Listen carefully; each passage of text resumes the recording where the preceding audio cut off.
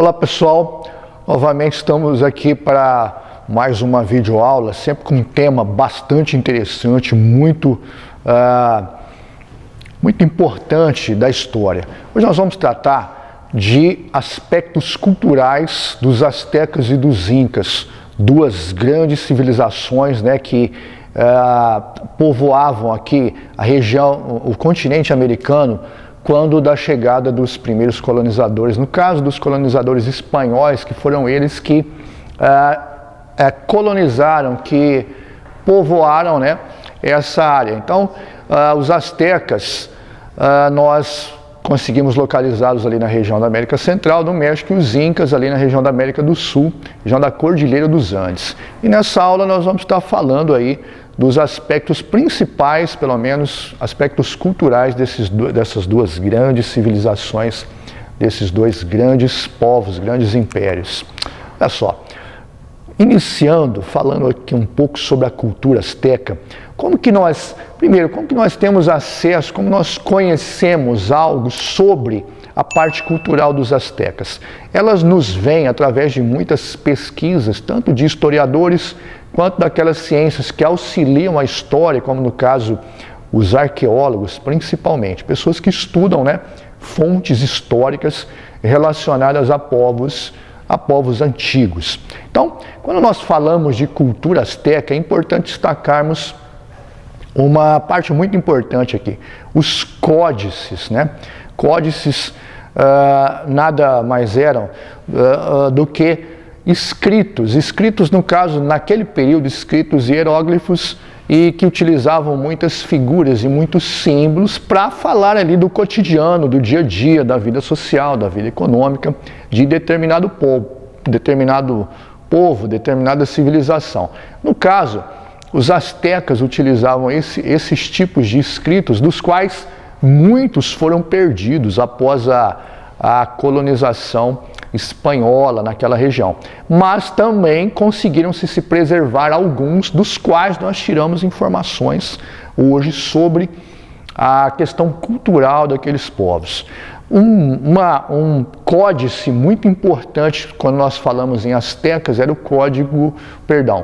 Códice Mendoza, que, como nós podemos observar aqui na imagem, tratava de vários assuntos relevantes para o cotidiano daquela população, daquele império, daquela civilização. Vou falar um pouquinho, eu achei importante nós trazermos aqui alguma informação. Por exemplo, nesses códices vinha relatado parte de como funcionava a sociedade asteca. Nós vamos falar um pouquinho aqui, por exemplo, da educação, né? Da educação asteca, já que nós somos aí de escola, tá, é importante destacarmos essa parte aí muito relevante, muito importante. Olha só, a educação de meninos e meninas se diferenciava um pouco e não era muito diferente daquilo que nós temos hoje. Então, por exemplo, até determinada idade, ali, período ali dos 7 anos, os meninos, eles recebiam apenas orientações, bons conselhos, de acordo com a sociedade asteca, né? E um pouco mais à frente eles começavam a aprender algumas obrigações que eram típicas, que seriam inerentes ali, né? Prática da vida deles no dia a dia da vida asteca. Por exemplo, a buscar água, a auxiliar os pais, auxiliar principalmente o pai ali nos seus afazeres dos quais eles eram responsáveis. Só que, além desse aprendizado, que nós podemos destacar assim, em casa, havia também o aprendizado em escolas. E nós podemos destacar aqui 2 centros educacionais que eram muito típicos aí do povo asteca. O Calmecac e o Teopoticali, são nomes aí sempre nomes um pouco diferentes. Olha só, eram 2 centros educacionais que se diferenciavam por algumas características. Por exemplo, o primeiro que nós estamos, o Calmecac, ele era um centro, uma espécie de centro educacional mais voltado para a elite asteca, quer dizer, os filhos dos nobres, né, os filhos das pessoas mais importantes. Olha só que interessante. Nesse sistema de ensino, que era muitas vezes ministrado ali pelos sacerdotes astecas, era um tipo de educação extremamente rígido, né? Conduzido de forma muito rígida. Isso significa o quê, pessoal? Pô, fala sério. O aluno que entrava, que participava desse centro de educação, se ele desse ali digamos ali, uma cochilada, ficasse um pouco com preguiça e não cumprisse as obrigações das quais eram passadas a ele, eles eram geralmente severamente punidos. Olha que diferença, hein? Já pensou se isso fosse praticado hoje? Olha só que situação. Já no Teopoticali, que era um outro centro educacional, essa educação, essa formação era voltada mais por uma espécie de ensino que nós conhecemos hoje como ensino técnico ou profissionalizante.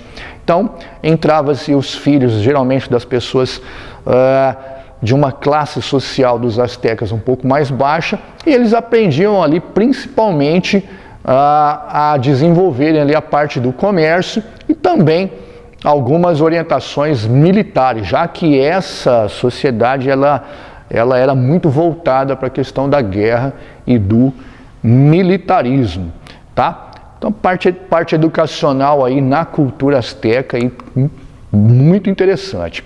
Falando um pouco aí sobre a questão da religião, que fazia parte integrante da cultura asteca, nós podemos observar o seguinte: a grande maioria dos povos antigos, povos da antiguidade, no caso, eles praticavam uma religião politeísta. No caso, eles adoravam vários deuses, cultuavam vários deuses. Olha só, geralmente eles tinham como divindades os astros, né? O sol, a lua, estrelas, em algumas sociedades também alguns animais, como no caso do Egito Antigo, mas aqui, especialmente aqui no caso dos astecas, a maior divindade naturalmente era o sol, e o representante dessa divindade era o deus Huitzilopochtli. Mais ou menos essa pronúncia, mas era uma sopa de letrinhas, como nós chamamos, né? Composta aí de várias vogais. Você pode até fazer a sua pesquisa para identificar o nome da maior divindade asteca. Olha só, pessoal, geralmente esses deuses eram cultuados, sobretudo ali na sociedade asteca, nesses grandes templos, como nós podemos observar aí na imagem, né? Um grande centro, um grande templo, provavelmente a grande maioria deles eram construídos mais ou menos nesse formato, se parecendo um pouco com uma pirâmide, né? Então ali os cultos às divindades, principalmente a maior divindade dos astecas, geralmente eles não eram talvez muito agradáveis para aquilo que nós entendemos de religião hoje, por exemplo, de se ver, né? Ali eram feitos, por exemplo, muitos sacrifícios humanos mesmo, né? Então eles acreditavam que o Deus ele era saciado com sangue. Então, por conta dessa situação, geralmente as pessoas utilizadas para esses sacrifícios humanos eram escravos, pessoas capturadas nas várias guerras, nos vários combates dos quais os astecas empreendiam, ganhavam e traziam muitas dessas pessoas para serem sacrificadas no culto às suas divindades. O sangue era uma forma de agradar ao Deus. Olha só que situação curiosa, né?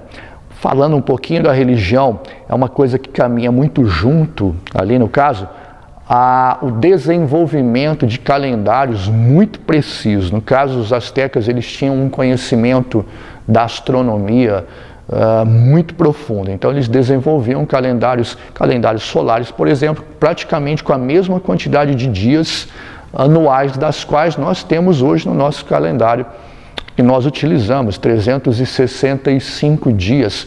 Quando sobravam algumas horas, ou no caso alguns dias, eles ajustavam esses períodos quando passava determinado tempo. Isso era muito importante também, sobretudo para as plantações e para as colheitas, o momento certo de verificar ali as estações do ano. Olha só, nós vamos lá para a América do Sul, falando aqui da cultura Inca. Olha só, Nós temos lá como principais cidades do Império Inca, principalmente Cusco, que era considerada pelos Incas como o centro do mundo, e Machu Picchu. Vamos estar falando um pouquinho mais dessa cidade aí, né? Inclusive a imagem trata aí de Machu Picchu. Olha só, pessoal, muito importante nós entendermos nessa questão cultural o grande desenvolvimento que esses povos tinham. Eles desenvolveram no aspecto, por exemplo, no aspecto arquitetônico. Observem que na cidade que é mostrada aqui, nós podemos ver uma perfeição, por exemplo, no encaixe, né? No encaixe de blocos, dos quais eles nem sequer utilizavam algum tipo de argamassa, algum tipo de liga, como nós utilizamos hoje aí nas nossas construções, né? Cimento, para ligar aí os tijolos e assim dar o formato às nossas construções. Os Incas, por exemplo, eles trabalhavam com um sistema de encaixe muito perfeito, do qual não ficava brecha, e essas construções, mesmo sendo muito antigas, estão lá até os dias de hoje, né? Outro fator importante na questão, principalmente do desenvolvimento inca, e que favorecia muito a questão cultural, foi a construção de estradas. Nós podemos até observar em algumas sociedades antigas, especialmente se você já estudou algo sobre os persas, né, que tinham uma rede de estradas dos quais as principais cidades se ligavam. Nós observamos aqui nos Incas que mesmo eles vivendo em uma região extremamente muito acidentada devido à Cordilheira dos Andes, e mesmo assim eles conseguiram ali desenvolver um sistema de estradas, acredita-se aí os pesquisadores e arqueólogos, que chegava a uma extensão de 23 mil quilômetros. Nossa, é muita coisa. Estradas que eram inclusive pavimentadas, tendo vários entrepostos no seu caminho, dos quais os mensageiros ali do imperador circulavam para levar, obviamente, as mensagens e transmitir informações, também para o transporte de mercadorias, para o comércio, várias outras atividades que eram desenvolvidas pelos Incas. Veja, uma outra parte da qual os Incas eram extremamente muito desenvolvidos era a questão da metalurgia e da astronomia. Algo muito incomum, principalmente no caso da astronomia, com os astecas, que nós já observamos falando sobre os astecas, que eles também tinham um desenvolvimento, um avanço muito grande nessa área de pesquisa. No caso, podemos chamar aí claramente de área de pesquisa. No caso específico dos Incas, falando sobre a metalurgia, do trabalho com os metais, nós podemos verificar que eles fabricavam, utilizando ali principalmente os metais ali que eram típicos da região da qual eles moravam, Cordilheira dos Andes, o ouro, o cobre, o estanho. Eles utilizavam esses metais, por exemplo, para fazer ligas metálicas e criar a partir daí vários tipos de ferramentas, utensílios, o qual nós podemos observar aqui. A metalurgia era muito usada para a criação de utensílios utilizados aí pelo imperador, utilizados também pelos altos funcionários do Estado, né, do Estado Inca, e também nas festividades e cultos religiosos. Podemos observar aqui vários adereços, né, que eram utilizados para isso, e isso demandava o quê? Uma grande habilidade no aspecto da metalurgia. É bom nós salientarmos que sempre quando você vai utilizar a fusão, quer dizer, a mistura de ligas metálicas de um metal com o outro, há aí vários componentes químicos dos quais é muito necessário que você detenha um conhecimento muito apurado e muito técnico sobre essas ligas. E, no caso, os Incas, eles tinham esse profundo conhecimento sobre trabalhar com os metais. Com relação à astronomia, a exemplo dos astecas, os Incas também desenvolveram calendários extremamente muito precisos, dos quais nós já citamos aqui a importância de desenvolver um calendário, né, um calendário correto, porque há um respeito e há uma periodização, principalmente aí das estações do ano, que são utilizadas para as plantações e para as colheitas. Outra função muito importante dos calendários, tanto dos astecas quanto dos incas, era a marcação das festividades religiosas, como nós já observamos aí no aspecto cultural. Eles tinham uma ligação religiosa aí, uma religiosidade muito presente na vida, no dia a dia desses dois povos. Só olha só, nós vamos aqui para as atividades agora, falando aqui, por exemplo, a primeira atividade trata, né, do aspecto do povo asteca, e ela diz o seguinte: olha, a capital asteca impressionou os espanhóis pela quantidade de habitantes. Estima-se um número aí entre 200 e 300 mil habitantes, e pela grandiosidade das construções. Os espanhóis a conquistaram em 1521, sob a liderança de Hernán Cortés.